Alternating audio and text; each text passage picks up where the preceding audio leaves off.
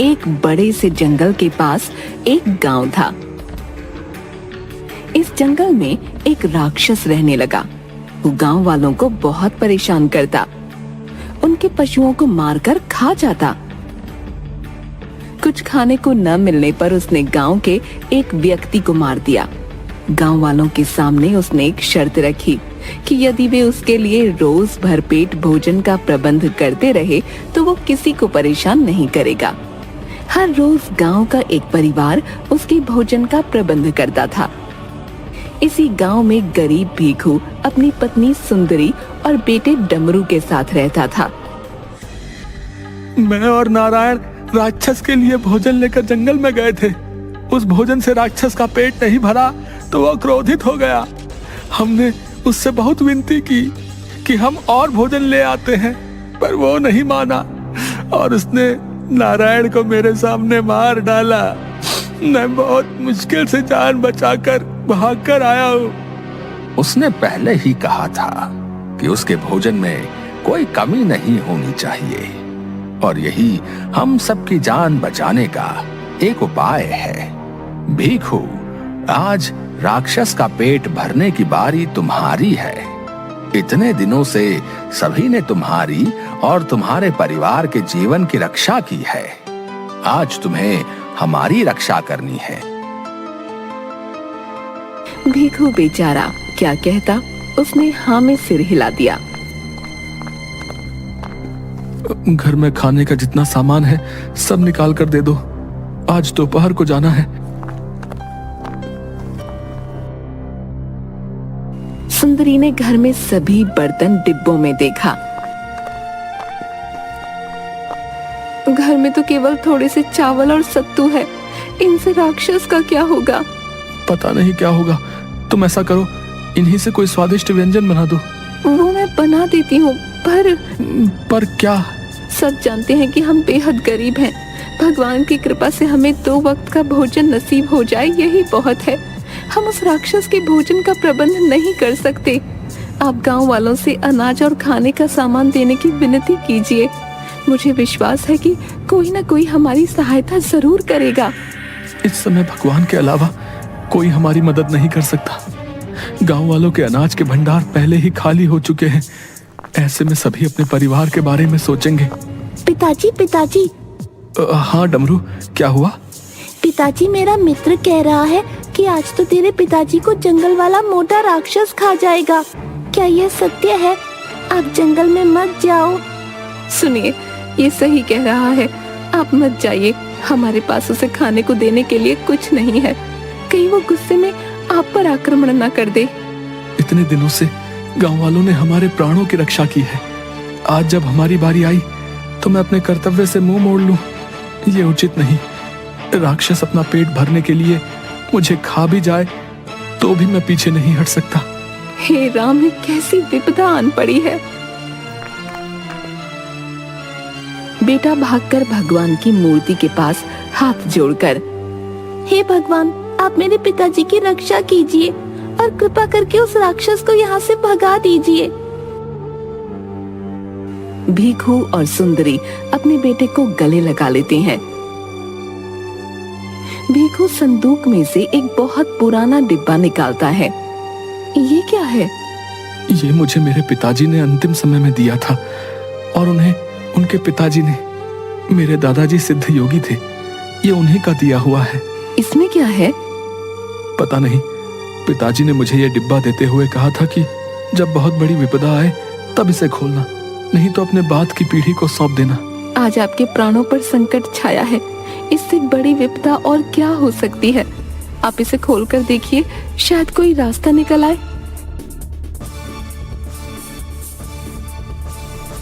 भीखू ने डिब्बा खोला। उसमें एक पुरानी सी अंगूठी और एक कोरा कागज रखा हुआ था।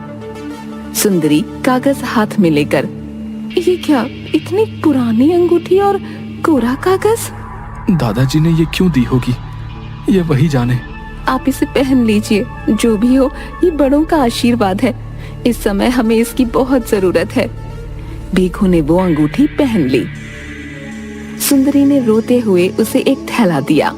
मैं नहीं जानता कि मैं वापस लौटूंगा या नहीं। तुम मेरी प्रतीक्षा मत करना, अपना और डमरू का ध्यान रखना।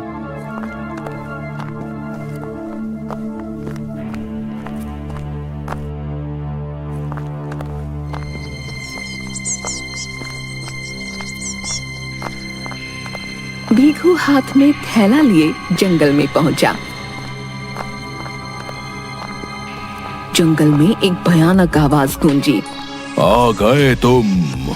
अचानक भीखू के सामने धूल, मिट्टी और सूखे पत्तों की एक गोल आकृति घूमती हुई आई और उसमें से एक विशाल गाय राक्षस प्रकट हुआ। उसने एक हाथ से एक पेड़ खिलौने की तरह उखाड़ फेंका।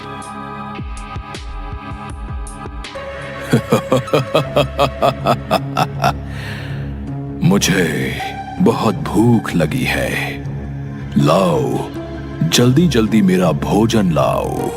भीखू ने थैले में से 2 डिब्बे निकालकर रख दिए।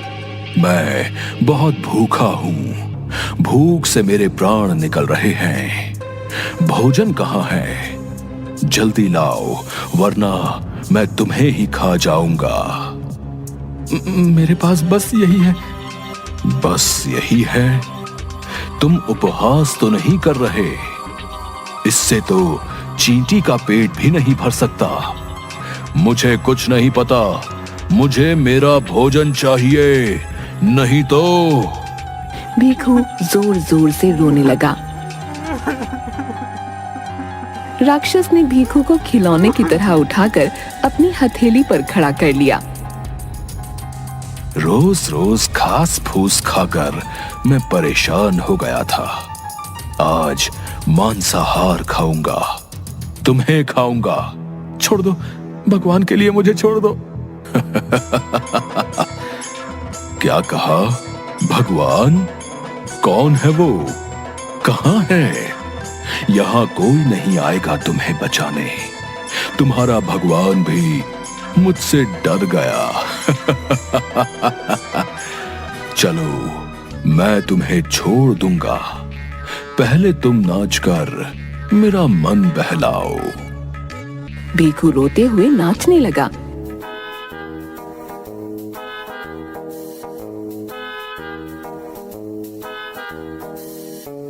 उसके बाद राक्षस भीखू को अपनी हथेली पर चाबी की तरह उछालने लगा। अब मैं तुम्हें खाऊंगा, कच्चा या पक्का। चल पका कर खाऊंगा। तभी रोते हुए भीखू के आंसुओं की एक बूंद उसके हाथ में पहनी अंगूठी पर पड़ी। एक तेज रोशनी अंगूठी से निकलकर भीखू में समा गई और वो अदृश्य हो गया। कहाँ गया ओ धोखेबाज, मायावी, कपटी? मैं तुझे नहीं छोड़ूंगा। उसने देखा भीखू चींटी से भी छोटा हो गया है। सजा देने के लिए तो तुझे पहले मुझे पकड़ना होगा, वो इस जन्म में नामुमकिन है। राक्षस नीचे झुककर भीखू को पकड़ने लगा, किंतु वो उसके हाथ नहीं आया। हथेली के नीचे उंगलियों के बीच से निकल जाता।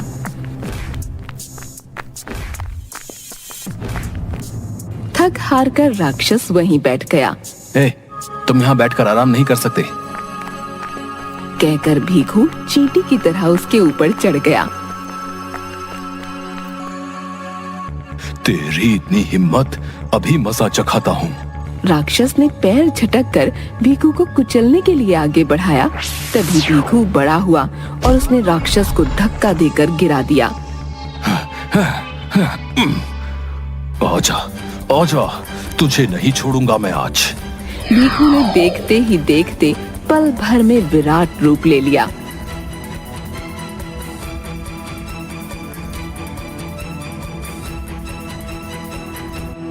वहाँ नीचे क्या देख रहा है? चल ऊपर देख। राक्षस ने गर्दन ऊपर करके देखा। कौन हो तुम? मान जाओ, मुझे क्रोधित मत करो, तुम मेरा सामना नहीं कर पाओगे। इतना अहंकार।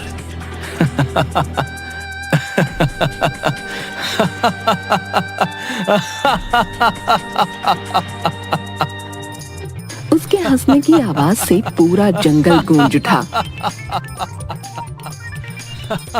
आवाज इतनी जोर से गूंजने लगी कि राक्षस ने हाथों से अपने कान बंद कर लिए। बंद कर अपना ये शोर। भीखू हंसते हुए राक्षस को गुदगुदी करने लगा तो वो भी हंसने लगा। अब तो अपना शोर सुन, अपनी आवाज से डर। राक्षस ने गुदगुदी से हंसते हुए भीखू के पैर पर जोर से मारा। तेरे पाप का घड़ा अब भर गया है, कहकर उसने राक्षस को उठाकर हवा में फेंक दिया। राक्षस हवा में उड़ने लगा। तूने क्या सोचा था? तू मुझे मार डालेगा? मैं ना धरती पर मर सकता हूँ ना आकाश में। तुझे तो मैं चुटकी में मार डालूंगा, पर मैंने सोचा तुझे एक मौका देना चाहिए। अब देख तमाशा। राक्षस हवा में गोल गोल घूमने लगा। है हिम्मत तो आ, कर सामना। यदि तू मुझे 5 मिनट में नहीं मार पाया तो तू खुद मर जाएगा। ये मेरा वरदान है। आज मैं तेरा मांस खाऊंगा। सुनकर भीखू ने स्वयं को और विराट किया और उड़ते हुए राक्षस को पकड़ने के लिए दौड़ने लगा।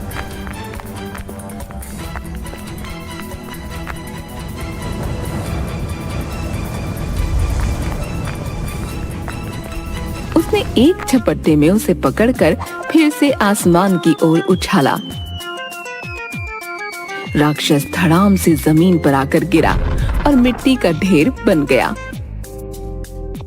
भीखू से तेज रोशनी निकलकर अंगूठी में समा गई। भीखू को एक झटका लगा। अरे अरे क्या हो गया था मुझे? पूरा सिर चकरा रहा है। और वो राक्षस कहाँ है? अब ये तो राख का ढेर हो गया। पता नहीं मुझ में इतनी शक्ति कहां से आ गई। हे भगवान, तेरा शुक्र है, बचा लिया। भीखू ने अपने डब्बे थैले में डाले और उन्हें लेकर घर चला गया।